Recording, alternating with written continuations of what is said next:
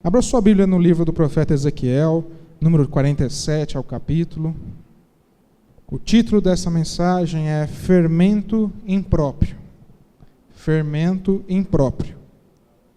Diz assim: Depois disto me fez voltar à porta da casa, e eis que saíam águas por debaixo do umbral da casa para o oriente, porque a face da casa dava para o oriente, e as águas desciam de debaixo, desde o lado direito da casa ao sul do altar.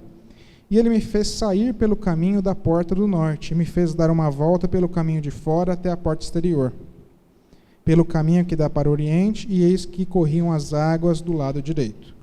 E saiu aquele homem para o oriente, tendo na mão um cordel de medir. O cordel é um fio usado para mensurar a métrica. E mediu 1000 côvados, e me fez passar pelas águas que me davam pelos artelhos. Côvado era uma medida utilizada de mensuração. Alguns dizem que esses 1000 côvados dariam 500 metros, outros vão dizer que um côvado é igual a 0,66 metros, que dariam 666 metros. Então você imagina que esse espaço que ele está falando de 1000 côvados vai ser esse espaço de meio quilômetro, de 500 metros, ok? E ele diz que quando esse homem faz essa métrica, ele mede aí esses 1000 côvados, esse espaço de 500 a 600 metros, essas águas começam a aumentar o nível, de tal maneira que conforme ele vai caminhando, a água começa a dar nos artelhos, ou seja, nos tornozelos, é onde a água começa a bater. Verso 4. E ele me mediu mais 1000 côvados, e me fez passar pelas águas, as águas que me davam pelos joelhos. E outra vez mediu 1000 e me fez passar pelas águas que me davam pelos lombos. Então esse homem, essa visão que ele teve, ele mediu mais 500 a 600 metros, e a água que estava dando nos tornozelos estava subindo de nível, e agora já começa a bater nos joelhos.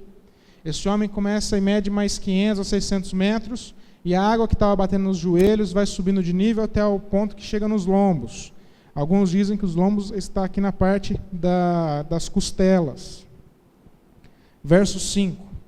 E mediu mais 1000, e era um rio, que eu não podia atravessar, porque as águas eram profundas, águas que se deviam passar a nado, rio pelo qual não se podia passar. E disse-me: Viste isso, filho do homem? Então levou-me e me fez voltar para a margem do rio. E tendo eu voltado, eis que à margem do rio havia uma grande abundância de árvores, de um e de outro lado. Esse rio era um rio de águas vivas. Era um rio no tal ponto que esse homem olhou para essas águas e falou assim: eu não consigo mais andar, daqui para frente eu preciso mergulhar nesse rio e nadar, porque a profundidade dele aumentou. Então, a hora que ele entende isso, essa visão, esse homem começa a trazer o profeta de volta, e ele vê que à margem desse rio começaram a frutificar árvores. Então esse rio trazia consigo nutrientes, vida para a terra. Verso 8. Então disse-me: essas águas saem para a região oriental e descem ao deserto, e entram no mar. E sendo levadas ao mar, as águas tornam-se saudáveis. E será que toda criatura vivente que passar por onde quer que entrarem esses rios, viverá. E haverá muitíssimo peixe, porque lá chegarão essas águas e serão saudáveis, e viverá tudo por onde quer que entrar esse rio. Amém? Nós vamos pegar esse texto, nós vamos pegar esse entendimento desse rio, e nós vamos guardar ele em stand-by para a gente usar um pouco mais para frente. Eu quero somente fazer um exercício com os irmãos. Imagine você, quem já esteve na praia e entrou no mar? Quem já esteve? A maioria.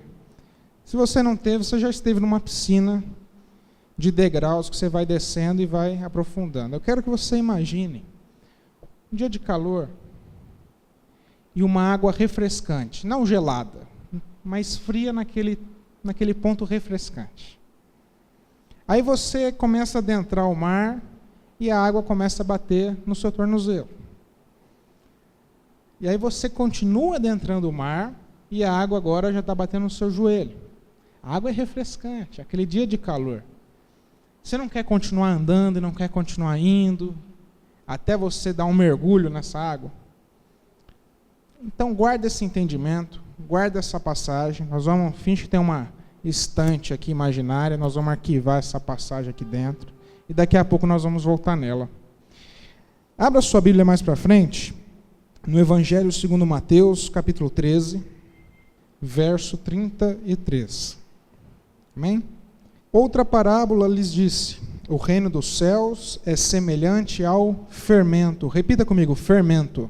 Que uma mulher toma e introduz em 3 medidas de farinha, até que tudo esteja levedado, ou seja, até que tudo esteja com esse fermento alastrado pela massa. Essa é a menor parábola registrada, um verso só, parábola sobre o fermento. E o título dessa mensagem é o fermento impróprio.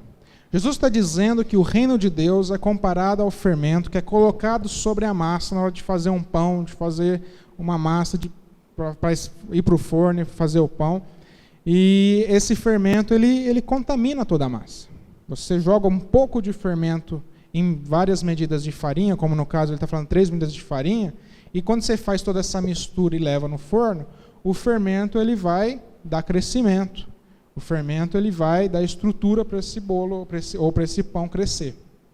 E Jesus está dizendo que o reino de Deus é como fermento, que quando ele vem sobre a vida do homem, ele traz transformação. Porque o que o fermento é, na realidade, ele é um agente químico de transformação para a massa.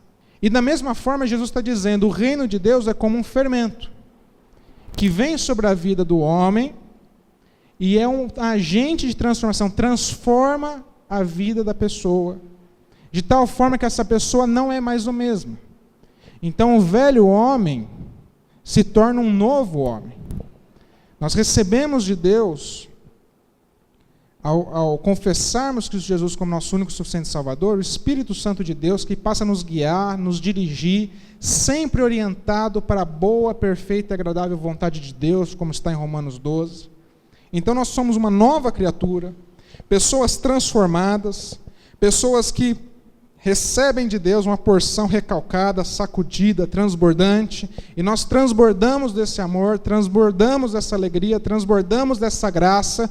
Então agora eu não sou mais o mesmo. Então agora no meu casamento eu já não sou mais aquele homem que tratava minha mulher segundo o que eu achava, segundo o mundo me ensinava. Não, eu sou diferente. Agora eu sou um marido conforme Deus me ensina a ser um marido. Então a minha relação muda. Da mesma forma, eu passo a ser uma mulher transformada, uma mulher virtuosa, uma mulher de amor, então eu influencio o meu relacionamento. Isso transforma a vida do meu relacionamento. Essa transformação que Deus produz no meu coração, no meu caráter, influencia no meu trabalho agora.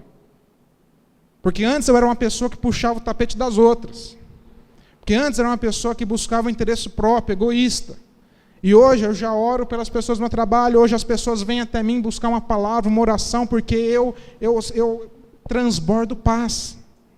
Eu lembro até hoje, quando eu estava saindo do meu último trabalho, no último dia que eu fui despedir das pessoas, uma pessoa, um senhor de quase 50 anos, ele chega para me despedir, me dá um abraço forte e fala: Bruno, eu quero te agradecer.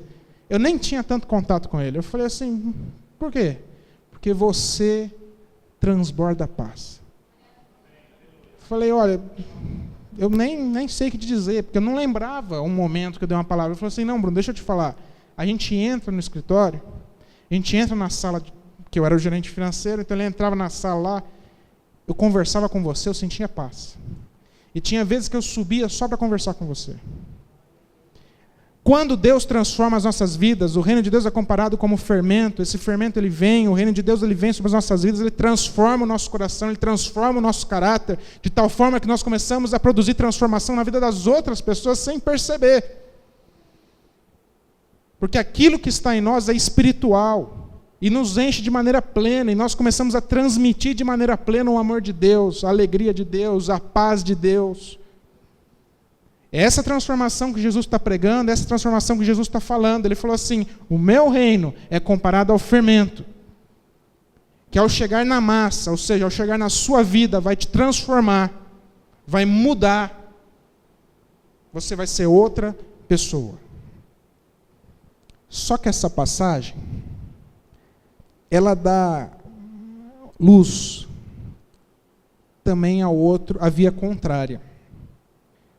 Porque se o reino de Deus é como um fermento que colocado sobre a nossa vida produz transformação, Imagine se você adiciona a essa massa, se você adiciona à sua vida, qualquer outro tipo de fermento. E é sobre isso que Deus quer tratar essa noite. Sobre o fermento impróprio. Ao lermos o Novo Testamento, nós vamos ver várias passagens onde tanto Cristo quanto os apóstolos, eles vão advertir, como está em Gálatas 5:9, dizendo, cuidado, um pouco de fermento leveda toda a massa. Cuidado, um pouco de fermento que se adiciona contamina toda a sua vida. E aí nós vamos entender por que Jesus Cristo registrou uma parábola tão pequena, mas tão significativa. E nós vamos ver hoje duas advertências, uma de Cristo e uma do apóstolo Paulo, sobre fermento impróprio que nós devemos nos acautelar. Então quero te convidar a avançar um pouco, ainda no Evangelho de 2 Mateus, de capítulo 16. Todos acharam?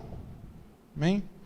Diz assim: e chegando-se os fariseus e os saduceus, os religiosos daquela época, para o tentarem, ou seja, para tentarem Jesus Cristo, pediram-lhe que lhes mostrasse algum sinal do céu. Mas ele, Jesus, respondendo, disse-lhes: quando é chegada a tarde, dizeis, haverá bom tempo, porque o céu está rubro. E pela manhã, hoje haverá tempestade, porque o céu está de um vermelho sombrio. Hipócritas, sabeis discernir a face do céu e não conheceis os sinais dos tempos? Uma geração má e adúltera pede um sinal, e nenhum sinal lhe será dado, senão o sinal do profeta Jonas. E deixando-os, retirou-se. Os fariseus e os saduceus chegavam constantemente em Jesus para ficar testando Jesus, colocando ele em xeque, porque eles não reconheciam Jesus Cristo como o único e suficiente Salvador da humanidade. Eles olhavam para Jesus e não conseguiam reconhecer, discernir que Ele era o Redentor, o enviado por Deus, o Deus vivo, o Filho de Deus para as nossas vidas. Eles não discerniam isso. E eles ficavam testando, tentando colocá-lo em xeque, falando, já que você é o Cristo, Filho de Deus, dá um sinal para a gente. E Jesus vem e responde, não vou dar nenhum sinal para vocês. Porque vocês conseguem discernir o tempo, quando vai chover, quando vai fazer bom tempo, quando não vai, mas não conseguem discernir o reino espiritual? Então não vou dar nenhum sinal senão de Jonas. O que é o sinal de Jonas? O profeta Jonas veio até Nínive e advertiu aquela cidade de Nínive. Arrependei-vos, assim como João Batista. Mudem de vida, porque senão a ira do Senhor virá sobre vocês. E o sinal de Jonas que ele está dizendo é isso. Assim como Jonas, assim como o profeta João Batista, Jesus vem com uma pregação e diz, arrependei-vos, a chegada a vós o reino dos céus. E ele vem trazer esse reino de Deus.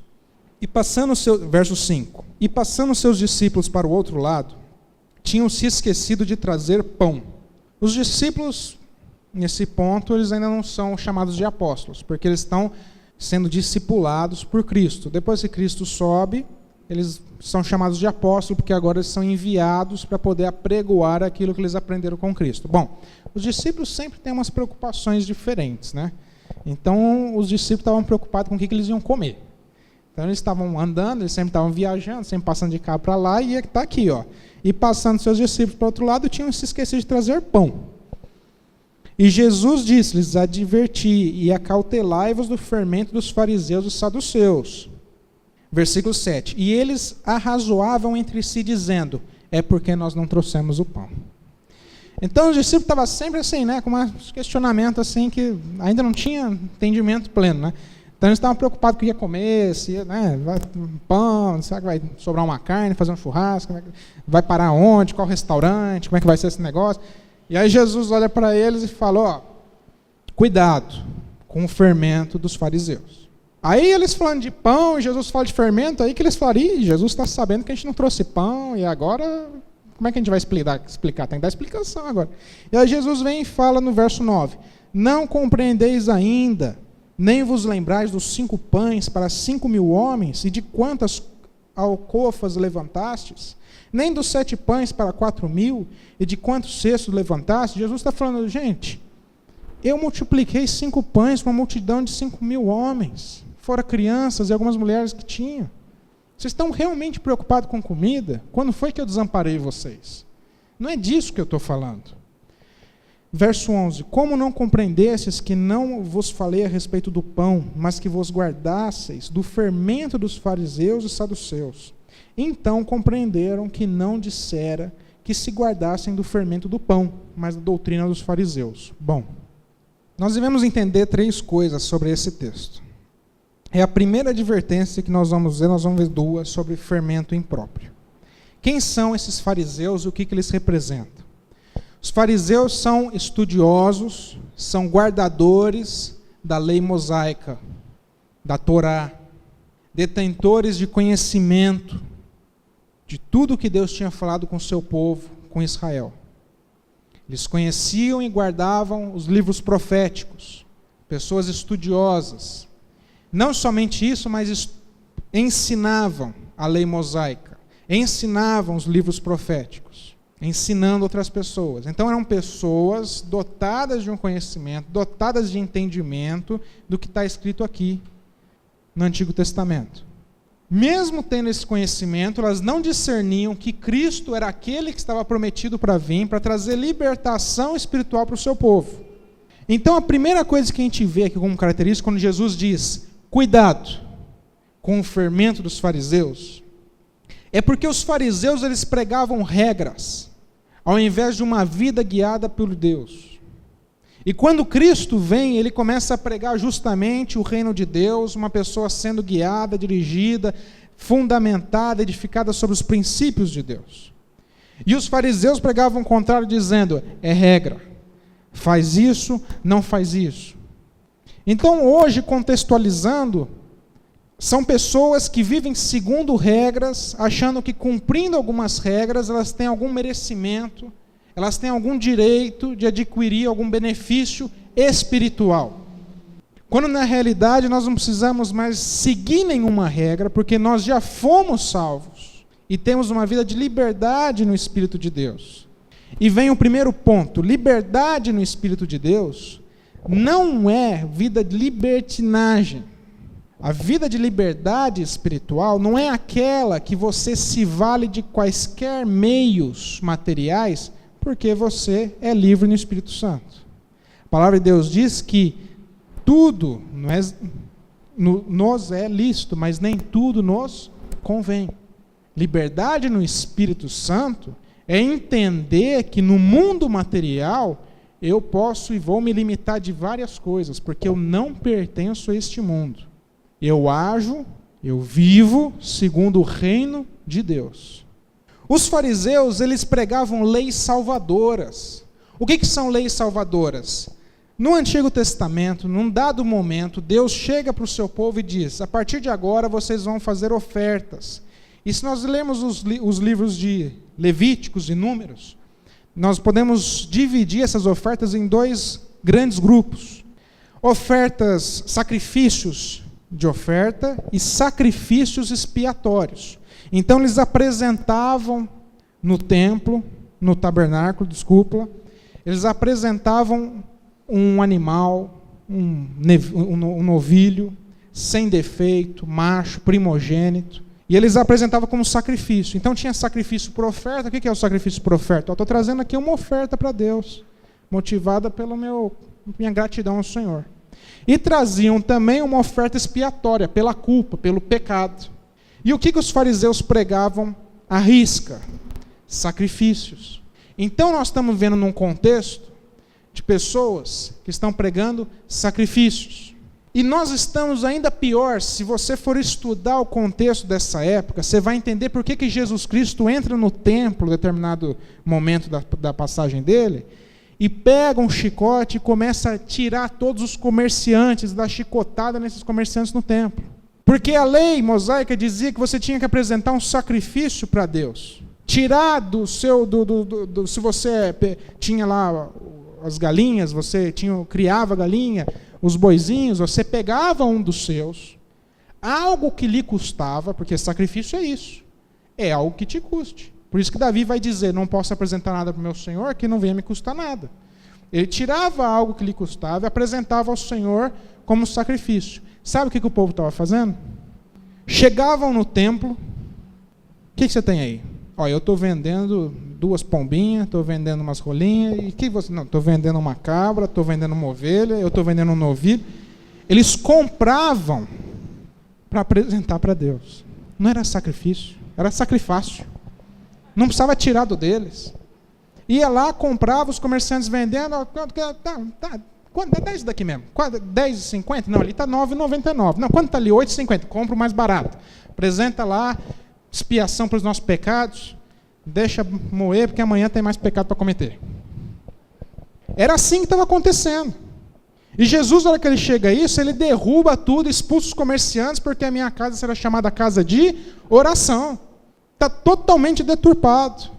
Contextualizando para os dias de hoje, o fermento que a gente tem que se acautelar, que nós devemos tomar cuidado, são essas filosofias, esses idealismos que estão sendo pregados fora e dentro de algumas igrejas, sobre regras, coisas que devem ser feitas e praticadas por nós, para que nós venhamos a merecer algo no âmbito espiritual.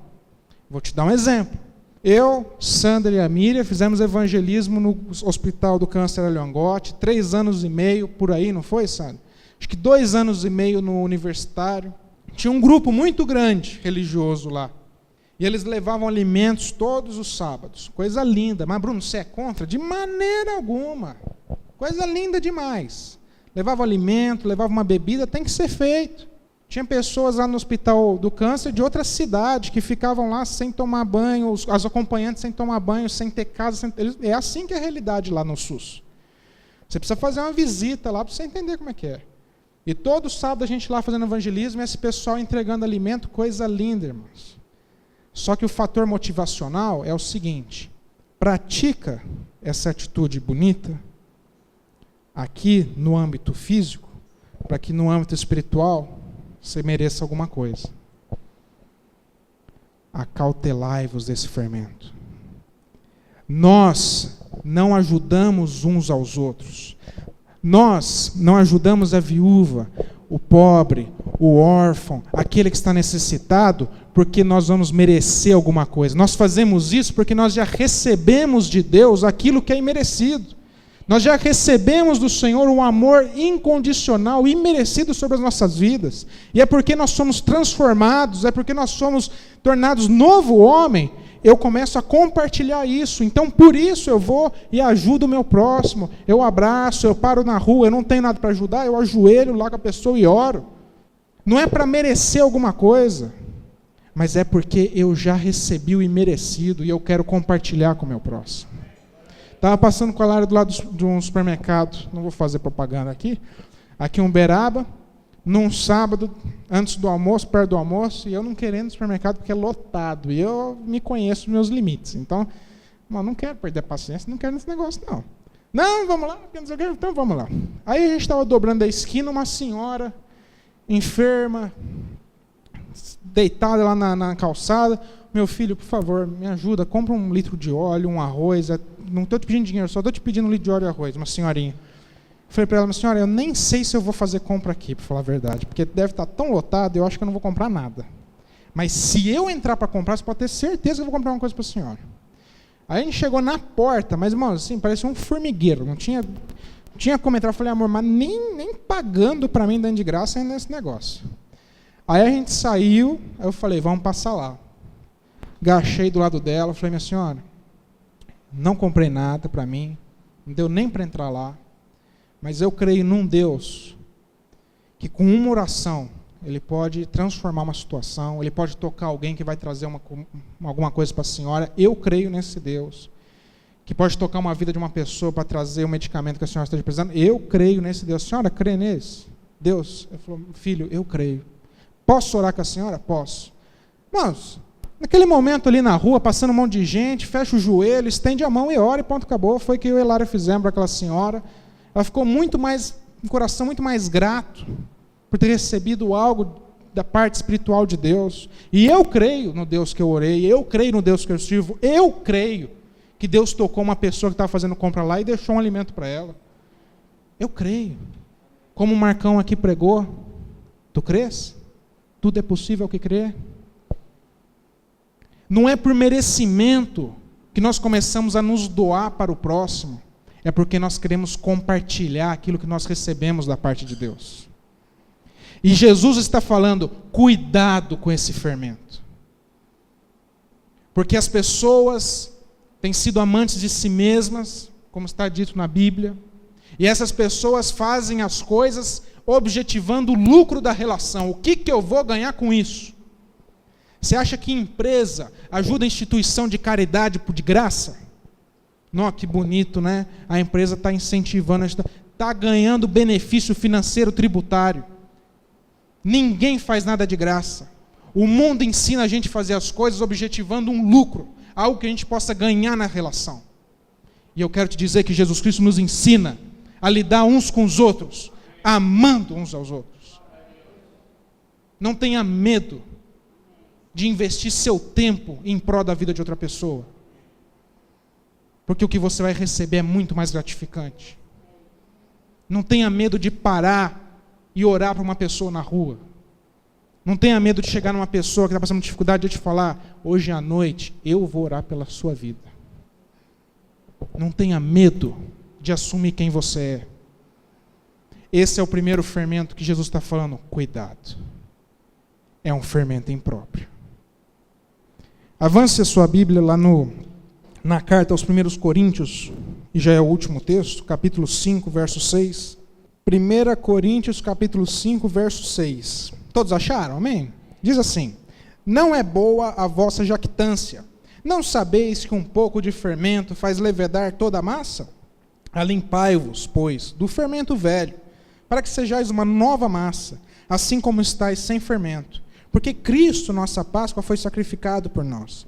Por isso, façamos a festa, não com fermento velho, nem com fermento da maldade e da malícia, mas com os ázimos da sinceridade e da verdade.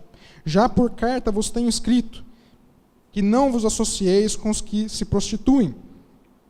Isso não quer dizer absolutamente com os devassos deste mundo, ou com os avarentos, ou com os roubadores, ou com os idólatras. Porque então vos seria necessário sair do mundo. Mas agora vos escrevi, para que não vos associeis com aqueles que, dizendo-se irmão, for devasso, ou avarento, ou idólatra, ou maldizente, ou beberrão, ou roubador, com o tal nem ainda comais. Vamos entender o que Paulo está dizendo aqui. Paulo está dirigindo essa carta a uma igreja. O primeiro fermento impróprio que nós vimos é Jesus falando sobre essa filosofia, sobre essa ideologia, sobre essa balela de merecer alguma coisa. Nós não merecemos nada. O segundo fermento que eu quero trazer, impróprio, é essa questão de Paulo falando com uma igreja, a igreja que está em Corinto. Então ele está falando com pessoas salvas, pessoas redimidas pela graça demonstrada na cruz do Calvário por nosso Senhor e Salvador Jesus Cristo, pessoas com uma consciência cristã, nós.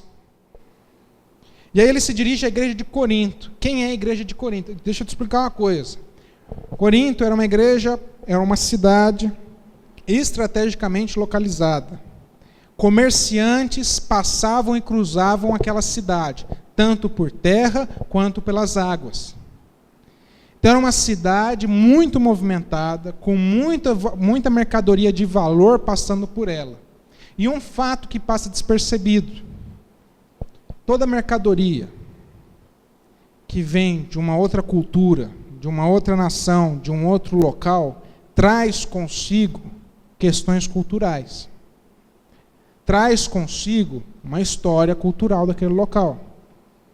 Vou te dar um exemplo. Tem gente que vai para a Ásia, vai lá para a Índia, para a China, e traz os elefantinhos, traz uns gatinhos com as patinhas. Mano, você está falando que é maldição? Não estou entrando em nada disso.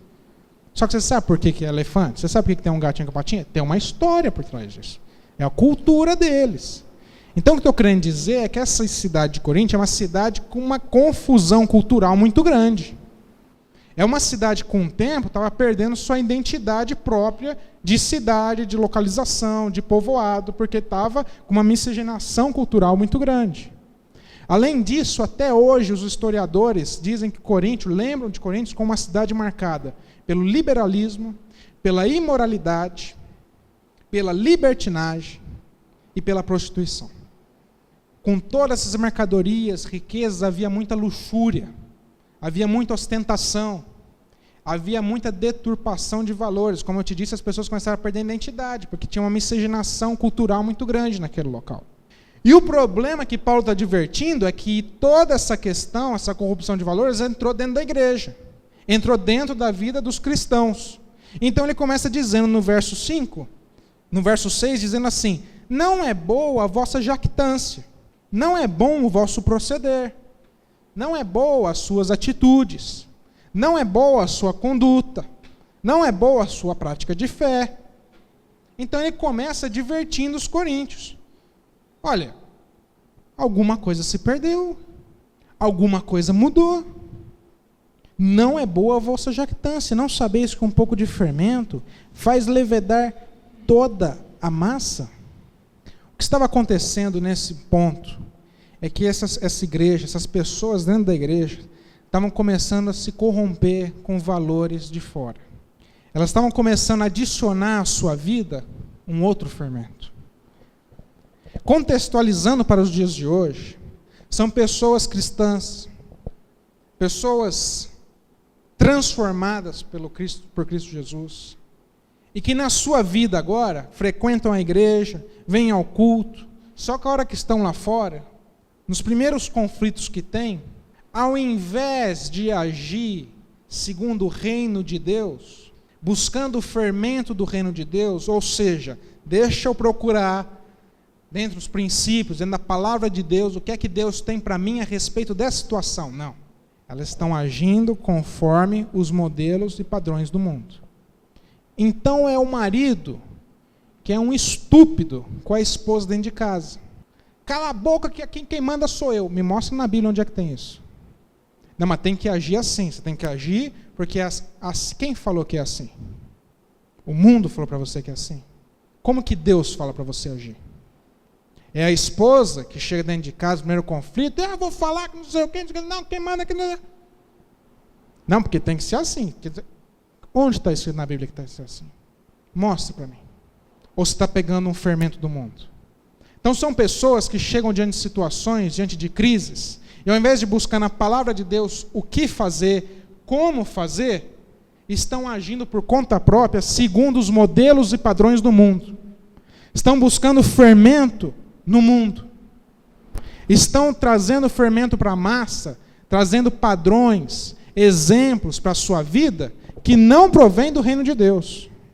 E tem 3 fontes de fermento que podem acabar e destruir a sua vida. A primeira delas é o seu coração. Bruno, como assim o meu coração? A palavra do Senhor vai dizer em Provérbios que o coração do homem é enganoso. Tem muitas pessoas agindo com atitudes até boas, muito bem intencionadas, mas não estão fazendo o que deveria ser feito segundo a palavra de Deus. Tem pessoas que tentam solucionar problemas, muito bem intencionadas, mas não está segundo o reino de Deus. A segunda fonte de fermento impróprio é o seu próprio entendimento. A palavra de Deus vai dizer também, lá no livro de Provérbios, não te estribes no teu próprio entendimento. Pessoas que diante das situações dizem, não, eu vou resolver assim, vou agir dessa maneira. Maldito o homem que confia no seu próprio braço.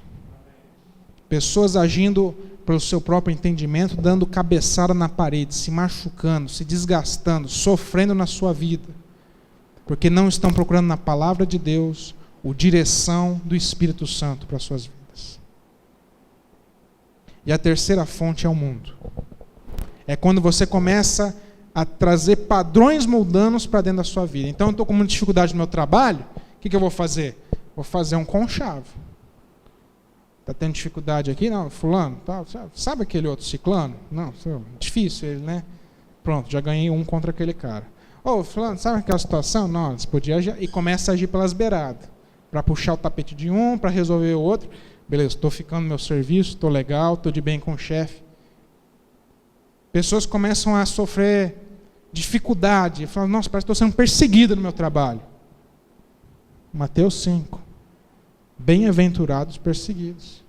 Bem-aventurada que se vós que sois perseguidos. Aí a pessoa quer resolver segundo o seu próprio entendimento da situação. Ora, dobra o joelho. A Bíblia fala para você entrar no seu quarto, fechar a porta, dobrar seu joelho e orar com o Pai. Para pensar quantas vezes, diante das situações, nós agimos segundo o fermento do reino de Deus. Para pensar quantas vezes, diante das tentações, você parou para ajoelhar e falar assim: Deus, eu quero ouvir a tua voz. Eu não quero pecar. A gente não faz isso, não. E Paulo está advertindo, falando: cuidado com esse fermento. São momentos da vida dos cristãos que, ao invés de buscar em Deus uma direção, estão trazendo padrões, soluções aparentes do mundo. Cuidado com esse fermento. Se coloque de pé. Eu quero te convidar você a fazer uma reflexão nesse momento.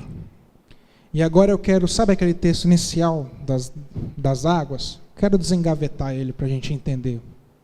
Existem pessoas que podem estar passando situações em alguma área de suas vidas em que está tendo desgaste, que está tendo sofrimento, que está passando por desmotivação, que podem estar sendo atacados por incertezas, por angústias, por ansiedades.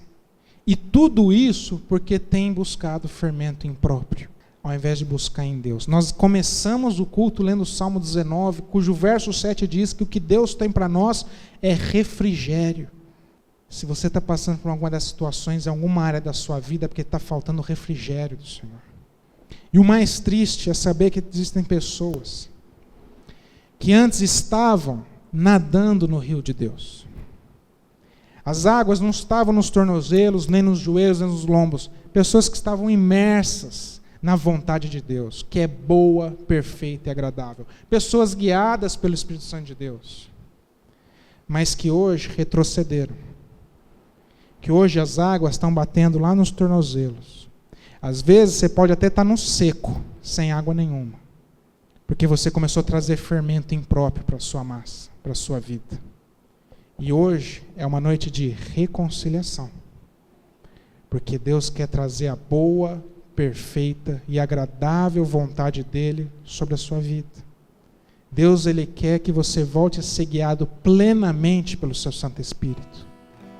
Então curve sua cabeça, feche os seus olhos.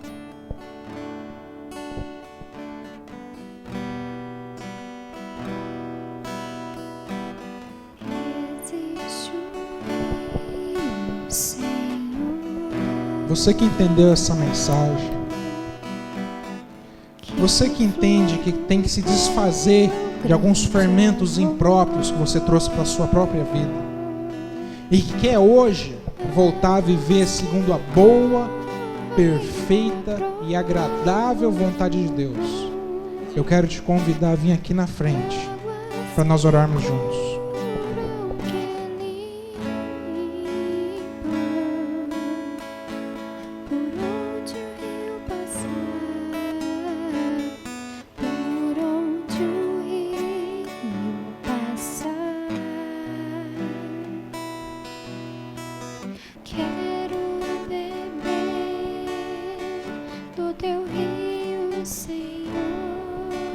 Você tem uma oportunidade agora de orar com Deus, apresentar a sua vida e dizer para Ele: escuta, Pai, meu Deus, eu tomei algumas escolhas, algumas atitudes, eu trouxe para a minha vida alguns fermentos impróprios que eu não deveria ter trazido. Eu quero me livrar disso essa noite. Eu quero que o Teu Santo Espírito venha preencher o meu coração, trazer refrigério, me restaurar, porque as águas dos meus tornozelos não são suficientes. Eu quero estar imerso nas águas do Senhor. Eu quero experimentar plenamente a boa, perfeita e agradável vontade que o Senhor tem para mim.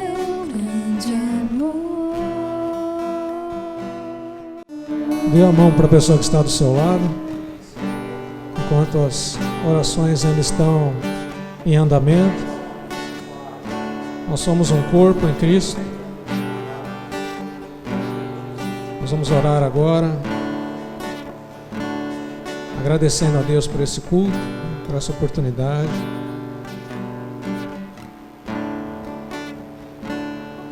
Amém.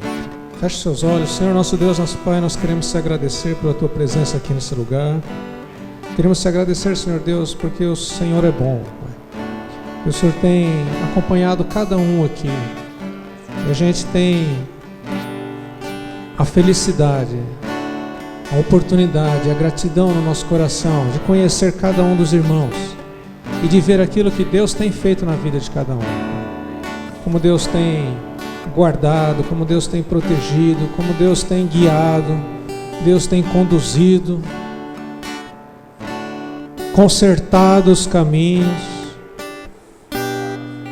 como Deus se coloca de forma tão maravilhosa, pronto a nos receber de volta, quando nós desejamos no nosso coração nos reconciliarmos com Ele, como aquele pai bondoso da parábola do filho pródigo. Nós te somos gratos, Senhor, porque o Senhor nos ama dessa maneira que nós não conseguimos compreender. Queremos te agradecer, Senhor Deus, por cada vida aqui, ó Pai. Queremos te agradecer pelo Teu Santo Espírito em cada vida. Queremos te pedir, ó Pai, que o Senhor esteja durante essa semana nos guiando, nos conduzindo, nos guardando. Que nós possamos, ó Pai, durante essa semana vivenciarmos, aproveitarmos as oportunidades, ouvirmos a voz do Teu Santo Espírito, que nós possamos ter intimidade com o Senhor a cada momento. E como foi falado no texto lá do Teu profeta Ezequiel, Senhor Deus, ajuda-nos, Senhor Deus, a não conseguir mais tocar os pés no chão, a sermos conduzidos pelo Teu rio. Ajuda-nos, Senhor Deus, a não querermos mais ter o controle de todas as coisas. Ajuda-nos, Senhor Deus, a sermos conduzidos pelo Teu rio. Em nome de Jesus é que nós oramos, pedimos perdão pelos nossos pecados. Em nome de Jesus. Amém. Que a graça de nosso Senhor e Salvador Jesus Cristo, o amor de Deus, nosso Pai, e a comunhão e a consolação do Espírito Santo de Deus permaneçam conosco hoje até a volta de Cristo Jesus. Amém e amém. Abraça a pessoa que está do seu lado e fala: eu te amo em Cristo Jesus.